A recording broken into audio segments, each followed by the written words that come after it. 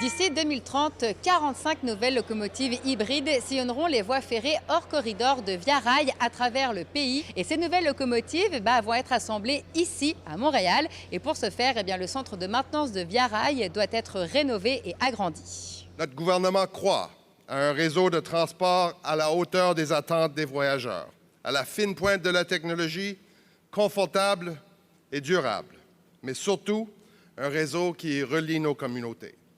Pour plusieurs collectivités rurales éloignées ou au nord du pays, le train n'est pas seulement un moyen de transport, c'est un service essentiel. Conçu pour les réalités de notre réseau et de notre climat rigoureux, nos nouvelles locomotives hybrides offriront une meilleure performance, une meilleure fiabilité, mais également vont nous permettre de réduire nos émissions et notre consommation de carburant de manière importante. Les locomotives hybrides permettront de réduire les émissions de gaz à effet de serre de 95 %. Et justement, avec la fonction hybride, zéro émission seront émises lorsque les trains approcheront les communautés. La nouvelle installation de Montréal représente quant à elle un investissement durable dans l'expertise de nos employés, dans le savoir-faire ferroviaire canadien, et nous donnera la capacité d'entretenir nos nouvelles locomotives pendant toute leur durée de vie. Pour ce projet, le gouvernement du Canada investit près de 2 milliards de dollars et c'est avec l'entreprise suisse Stadler que va s'allier Via Rail pour construire ces nouvelles locomotives.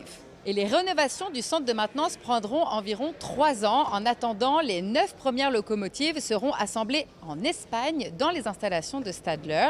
Les travailleurs de Via Rail pourront y acquérir l'expérience nécessaire pour ensuite ramener leur expérience ici.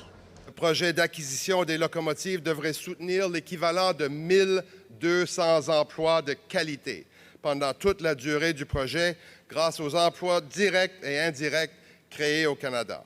Cette annonce s'inscrit dans la volonté du gouvernement du Canada de bâtir un réseau de trains à grande vitesse, et ce, malgré les inquiétudes des agriculteurs et des communautés qui sont concernés par les études du tracé.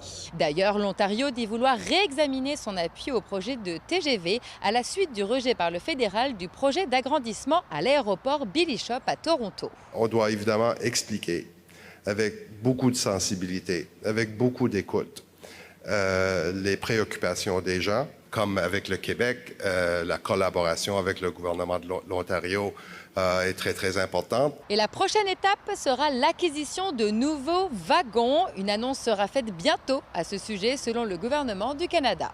À Montréal, Juliette Poirot pour Nouveau Info.